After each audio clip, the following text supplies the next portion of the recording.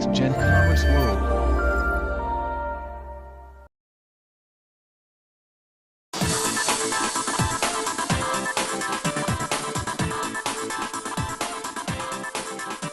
Hi guys, you're watching Next Gen Commerce World. In this class, we're going to talk about ratios and proportions as per the Tumkur University syllabus. Let's start the class. We should know about what is ratio. In common terminology, ratio is nothing but comparison between the two numbers or the quantities. ನಮಗೆ common ಆಗಿ ಗೊತ್ತಿರೋ ಪ್ರಕಾರ ratio ಅಂದರೆ nothing but ಎರಡು ವೇರಿಯಬಲ್ಸನ್ನು ಎರಡು ಕ್ವಾಂಟಿಟೀಸನ್ನು compare ಮಾಡಿದಾಗ ಅದನ್ನೇ ratio ಅಂತ ಕರಿತೀವಿ. But in the statistics exact ಆಗಿ ಇನ್ನು ಬ್ರಾಡ್ ಸೆನ್ಸಲ್ಲಿ ನಾವು ರೇಷಿಯೋನ ಅನಲೈಸ್ ಮಾಡಿದಾಗ ಅದನ್ಸುತ್ತೆ it's nothing but relationship in the two quantities of the same kind with respect to their magnitude. ಇಲ್ಲಿ ಮ್ಯಾಗ್ನಿಟ್ಯೂಡ್ ಅಂದರೆ ನಥಿಂಗ್ ಬಟ್ ದ ಸೈಜ್. ಹೀಗಾಗಿ ಒಂದೇ ವಿಧವಾದಂತಹ ಎರಡು ಕ್ವಾಂಟಿಟೀಸ್ನ ಸೈಜನ್ನು ಕಂಪೇರ್ ಮಾಡ್ತಾ ರಿಲೇಷನ್ಶಿಪ್ಪನ್ನು ಎಕ್ಸ್ಪ್ರೆಸ್ ಮಾಡುವಂಥ ವಿಧಾನಕ್ಕೆ ನಾವು ರೇಷಿಯೋ ಅಂತ ಕರಿತೀವಿ.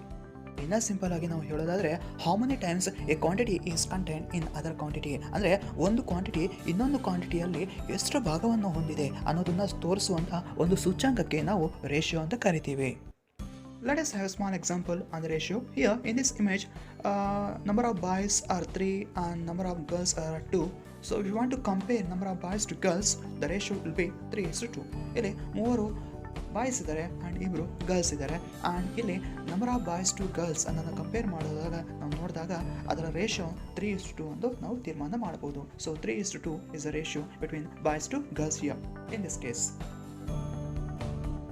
One more example we can find over here. ಇಲ್ಲಿ ನೋಡಿ 2 ರೂಪೀಸ್ ಕೊಟ್ಟಿದ್ದಾರೆ ಮತ್ತು 50 ಪೈಸೆ ಕೊಟ್ಟಿದ್ದಾರೆ. 2 ರೂಪೀಸ್ಗೂ ಮತ್ತು 50 ಪೈಸೆಗೂ ರೇಷಿಯೋನ ನಾವು ಇಲ್ಲಿ ನೋಡಬೇಕಾಗಿದೆ. ಹಾಗಾಗಿ 2 ರೂಪೀಸನ್ನು 50 ಪೈಸೆಗೆ ಕಂಪೇರ್ ಮಾಡ್ತೀನಿ ಅಂತ ಹೇಳ್ಬಿಟ್ಟು 2:50 ಅಂತ ನಾವು ಬರೆದ್ರೆ ಅದು ತಪ್ಪಾಗುತ್ತೆ. ಬಿಕಾಸ್ ರೇಷಿಯೋ ಮೀನಿಂಗನ್ನು ಹೇಳುವಾಗೆ ಹೇಳಿದ್ವಿ same unit of measurement apply ಮಾಡಿರಬೇಕು. ಸೊ ಹಾಗಾಗಿ ಇಲ್ಲಿ 2 ರೂಪೀಸ್ ಅನ್ನೋದು ರುಪೀಸಲ್ಲಿದೆ ಆ್ಯಂಡ್ 50 ಪೈಸೆ ಅನ್ನೋದು ಪೈಸೆಯಲ್ಲಿದೆ. ಸೊ ಹಾಗಾಗಿ ರುಪೀಸು ಮತ್ತು ಪೈಸೆಯನ್ನು ಕಂಪೇರ್ ಮಾಡೋಕ್ಕೆ ಸಾಧ್ಯ ಇಲ್ಲ. ಹಾಗಾಗಿ ನಾವು ಯಾವ ರೀತಿ ಕಂಪೇರ್ ಮಾಡಬೇಕಿಲ್ಲಿ, ಯಾವ ರೀತಿ ರೇಷಿಯೋನ ಎಕ್ಸ್ಪ್ರೆಸ್ ಮಾಡಬೇಕು ಅಂದರೆ ರುಪೀಸನ್ನು ಪೈಸೆಗೆ ಕನ್ವರ್ಟ್ ಮಾಡ್ಕೋಬೇಕಾಗುತ್ತೆ. ಅಂದರೆ ಇಲ್ಲಿ 2 ರೂಪೀಸನ್ನು ನಾವು ಪೈಸೆಗೆ ಕನ್ವರ್ಟ್ ಮಾಡಿದ್ರೆ ಅಲ್ಲಿ 200 ಪೈಸೆ ಬರುತ್ತೆ. ಆ 200 ಪೈಸೆನ ಆಲ್ರೆಡಿ 50 ಪೈಸೆ ಏನಿದೆ ಅದ್ರ ಜೊತೆಗೆ ನಾನು ಈಸಿಯಾಗಿ ಕಂಪೇರ್ ಮಾಡ್ಬೋದು.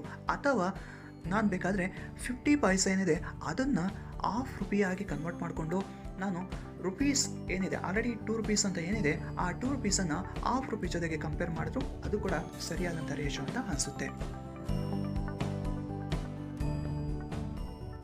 Ratio can be expressed in two ways, that is as fraction form and by using a colon.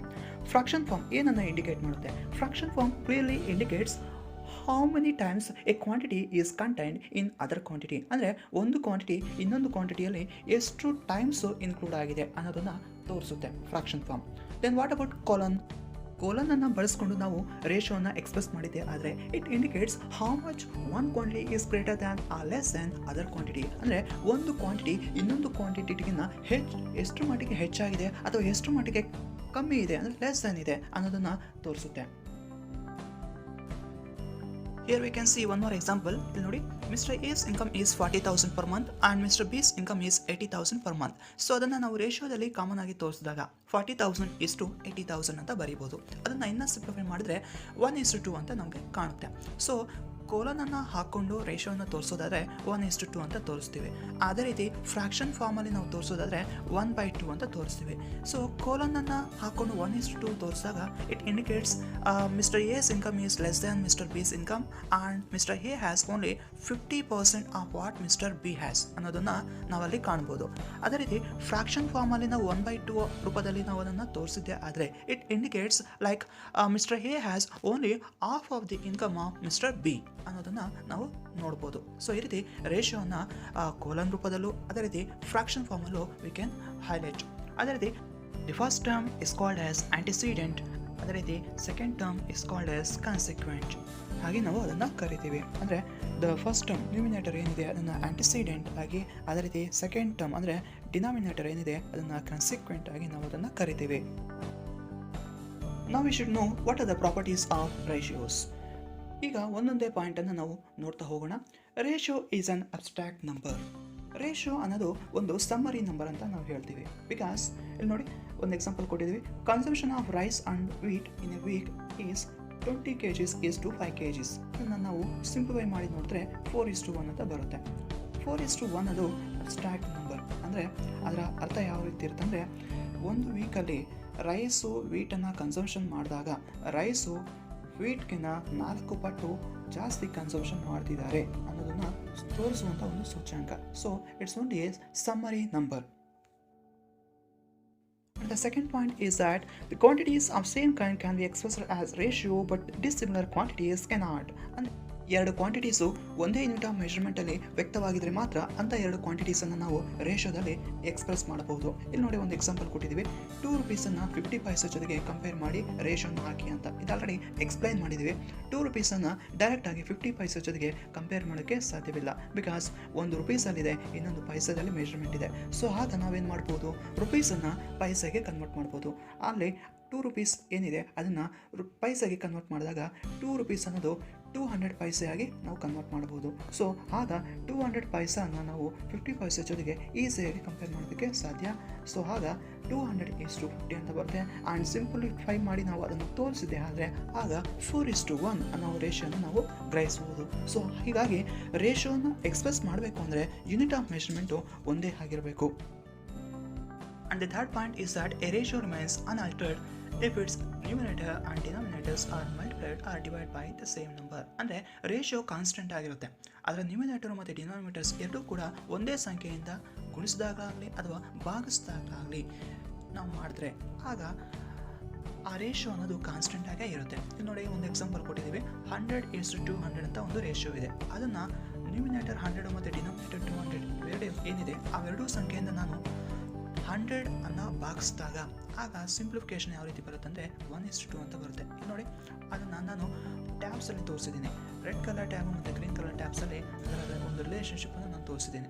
100:200 ಅಂತ ಏನಿದೆ ಆ ಕೂಡ ಅದರ ರಿಲೇಷನ್ಶಿಪ್ ಹಾಗೆ ಇದೆ. ಅದೇ ರೀತಿ 1:2 ಹಾಗೆ ನಾವು ಸಿಂಪ್ಲಿಫೈ ಮಾಡಿ ಅಂದರೆ ನ್ಯೂಮಿನೇಟರ್ ಮತ್ತು ಡಿನಾಮಿನೇಟರ್ ಎರಡನ್ನೂ ಕೂಡ 100ಇಂದ ಭಾಗಿಸಿದಾಗ ಅದರ ಒಂದು ರಿಲೇಷನ್ಶಿಪ್ಪು ಕಾನ್ಸ್ಟೆಂಟ್ ಆಗೇ ಇದೆ. ಅದೇ ರೀತಿ 100:200 ಅನ್ನು ನಾನೇನಾದರೂ 100ಇಂದ ಮಲ್ಟಿಪ್ಲೈ ಮಾಡಿದೆ ಅಂದರೆ ಬೋತ್ ನ್ಯೂಮಿನೇಟರ್ ಮತ್ತು ಡಿನಾಮಿನೇಟರ್ಸ್ ಏನಿದೆ ಅವೆರಡನ್ನೂ ಕೂಡ ನಾನು 100ಇಂದ ಮಲ್ಟಿಪ್ಲೈ ಮಾಡಿದಾಗ ಆಗ ಹೊಸ ರೇಷಿಯೋ ಯಾವ ರೀತಿ ಬರುತ್ತೆ ಅಂದರೆ 10,000:20,000 ಅಂತ ಬರುತ್ತೆ. ಇಲ್ಲಿ ನೀವು ಗಮನಿಸಬೇಕಾಗಿರೋದು ಅಂದರೆ ನಾನು ಟ್ಯಾಬ್ಸಲ್ಲಿ ತೋರಿಸಿದಾಗ ರೆಡ್ ಕಲರ್ ಮತ್ತು ಗ್ರೀನ್ ಕಲರ್ ಟ್ಯಾಬ್ಸಲ್ಲಿ 100:200 ತೋರಿಸಿದಾಗ ಯಾವ ರೀತಿ ಇದೆಯೋ 10,000:20,000 ಆಗಿ ಅದು ಪರಿವರ್ತನೆ ಆದಾಗ ಕೂಡ ಅದರ ರೇಷಿಯೋ ಅದರ ಒಂದು ರಿಲೇಷನ್ಶಿಪ್ ಹಾಗೆಯೇ ಇದೆ.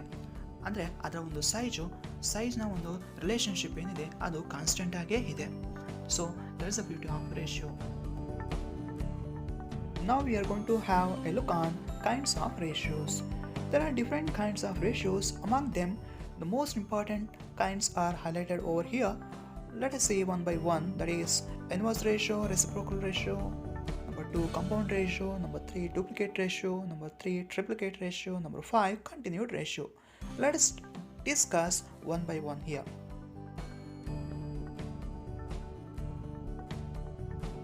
The first one is that inverse ratio or reciprocal ratio. See, a ratio is said to be inverse of other if their product is equal to 1. Suppose if we have two ratios, A:B and B:A, and if we are going to multiply A:B with B:A, and if their product is equal to 1, then B:A is said to be inverse of A:B.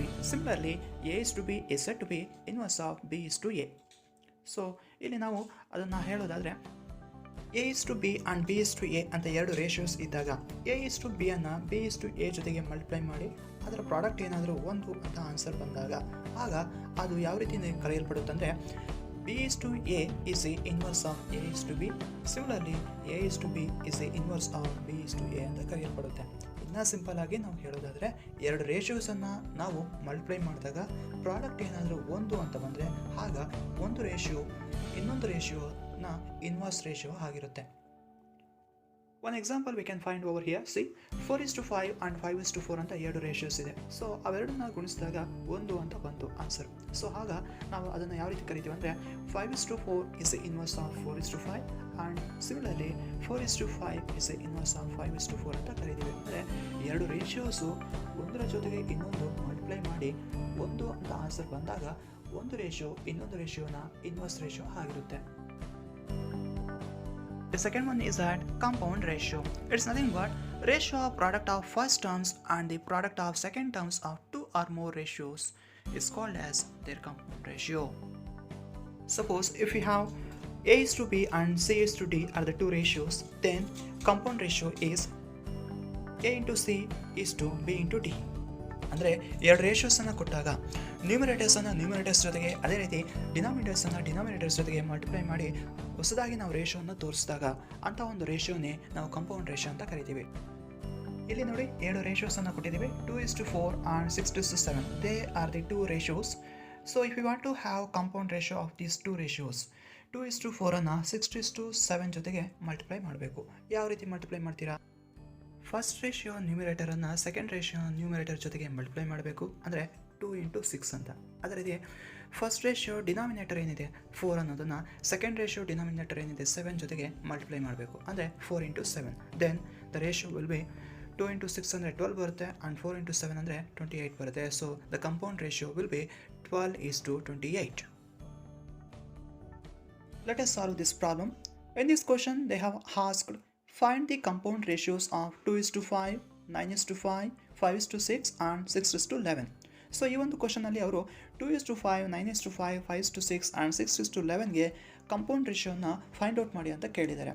So ಆಗಲೇ ಹೇಳಿದ ಹಾಗೆ first ಎಲ್ಲ ರೇಷಿಯೋಗಳ ನ್ಯೂಮರೇಟರ್ಸನ್ನು numerators ಜೊತೆಗೆ, ಅದೇ ರೀತಿ ಡಿನಾಮಿನೇಟರ್ಸನ್ನು denominators ಜೊತೆಗೆ multiply ಮಾಡಿ ಬರ್ಕೋಬೇಕಾಗುತ್ತೆ. ಇಲ್ಲಿ ನೋಡಿ 2:5, 9:5, 5:6, 6:11 ನಾವು ಫ್ರ್ಯಾಕ್ಷನ್ ಫಾರ್ಮಲ್ಲಿ ಬರ್ಕೊಂಡು ನ್ಯೂಮರೇಟರ್ಸನ್ನು ಫಸ್ಟು ಮಲ್ಟಿಪ್ಲೈ ಮಾಡಿ 18 ಅಂತ ಬರ್ತಿದ್ದೀವಿ. ಅದೇ ರೀತಿ ಡಿನಾಮಿನೇಟರ್ಸನ್ನು ಎಲ್ಲ ಮಲ್ಟಿಪ್ಲೈ ಮಾಡಿ 55 ಅಂತ ಬರ್ತಿದ್ದೀವಿ. So ultimately the compound ratio will B 18:55.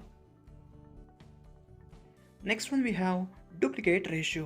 When a ratio is compounded with itself, then it is called as duplicate ratio. ಯಾವಾಗ ಒಂದು ರೇಷಿಯೋ ತನ್ನ ರೇಷಿಯೋ ಜೊತೆಗೆ ಮಲ್ಟಿಪ್ಲೈ ಆಗುತ್ತೋ ಆಗ ಹೊಸ ರೇಷಿಯೋ ಸೃಷ್ಟಿಯಾಗುತ್ತೆ. ಅಂಥ ಒಂದು ರೇಷಿಯೋಗೆ ಡೂಪ್ಲಿಕೇಟ್ ರೇಷಿಯೋ ಅಂತ ಕರಿತೀವಿ. If A is to B is the ratio, then duplicate ratio is A² is to B². Here we have a small example. If 2:3 is the ratio, then the duplicate ratio is 4:9. ಇಲ್ಲಿ 2:3 ಅನ್ನೋದು ratio ಆಗಿದೆ. ಹಾಗಾದರೆ duplicate ratio ಏನು ಅಂತ ನಾವು ನೋಡಿದಾಗ 2ಗೆ ಸ್ಕ್ವೇರನ್ನು ಹಾಕಿದಾಗ 4 ಅಂತ ಬರುತ್ತೆ, 3ಗೆ ಸ್ಕ್ವೇರನ್ನು ಹಾಕಿದಾಗ 9 ಅಂತ ಬರುತ್ತೆ. So 4:9 is the duplicate ratio of 2:3.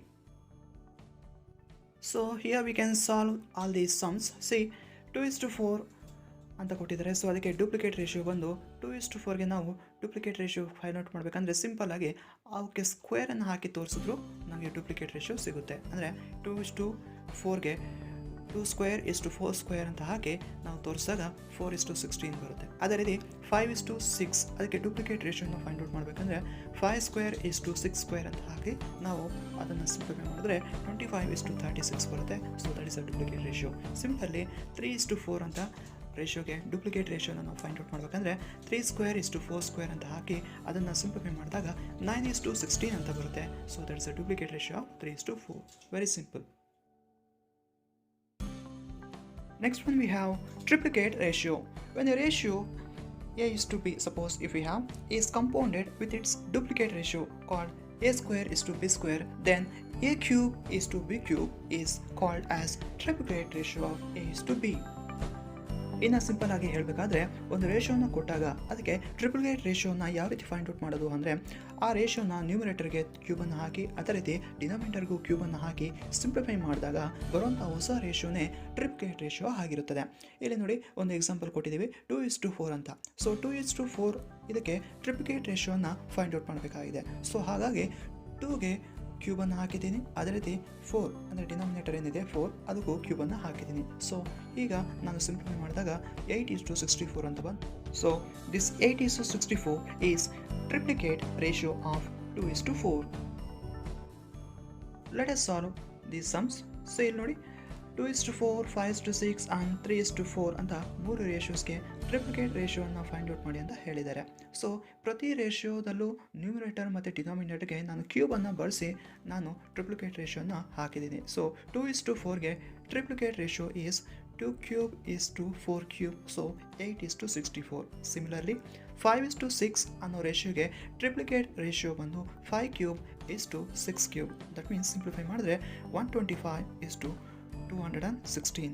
ಅದೇ ರೀತಿ 3:4ಗೆ ಟ್ರಿಪ್ಲಿಕೇಟ್ ರೇಷಿಯೋನ ನಾವು ನೋಡೋದಾದಾಗ 3³ 4³ ಅಂತ ಬಂತು. So 27:64 is the triplicate ratio of 3:4. Next one we have continued ratio. Comparison between the magnitudes of 3 or more quantities of same kind is called as their continued ratio. ಅಂದರೆ ಒಂದೇ ವಿಧವಾದಂತಹ 3 ಅಥವಾ ಹೆಚ್ಚು ಕ್ವಾಂಟಿಟೀಸನ್ನು ನಾವು ಕಂಪೇರ್ ಮಾಡ್ತಾ ರೇಷಿಯೋ ರೂಪದಲ್ಲಿ ತೋರಿಸಿದ್ದೆ ಆದರೆ ಅಂಥ ಒಂದು ರೇಷಿಯೋನೇ ಕಂಟಿನ್ಯೂಡ್ ರೇಷಿಯೋ ಅಂತ ಅನಿಸುತ್ತೆ. ಅಂದರೆ ಇದುವರೆಗೂ ನಾವು ಕೇವಲ 2 ಕ್ವಾಂಟಿಟೀಸನ್ನು ಮಾತ್ರ ಕಂಪೇರ್ ಮಾಡ್ತಾ ತೋರಿಸ್ತಿದ್ವಿ. ಈಗ 3 ಅಥವಾ ಹೆಚ್ಚು ಕ್ವಾಂಟಿಟೀಸನ್ನು ನಾವು ಕಂಪೇರ್ ಮಾಡ್ತಾ ತೋರಿಸಿದ್ದೆ ಆದರೆ ಅಂಥ ಒಂದು ರೇಷಿಯೋನೇ ಕಂಟಿನ್ಯೂಡ್ ರೇಷಿಯೋ ಅಂತ ಕರಿತೀವಿ. If A, B, C and D are similar quantities, then their continued ratio is A:B, B:C and C:D. ಹೀಗೆ 3 ಅಥವಾ ಹೆಚ್ಚು ಒಂದೇ ವಿಧವಾದಂಥ ಕ್ವಾಂಟಿಟೀಸನ್ನು ನಾವು ಕಂಪೇರ್ ಮಾಡ್ತಾ ರೇಷಿಯೋ ರೂಪದಲ್ಲಿ ತೋರಿಸಿದ್ದೆ ಆದರೆ ಅಂಥ ಒಂದು ರೇಷಿಯೋನೇ ನಾವು ಕಂಟಿನ್ಯೂಡ್ ರೇಷಿಯೋ ಅಂತ ಕರಿತೀವಿ.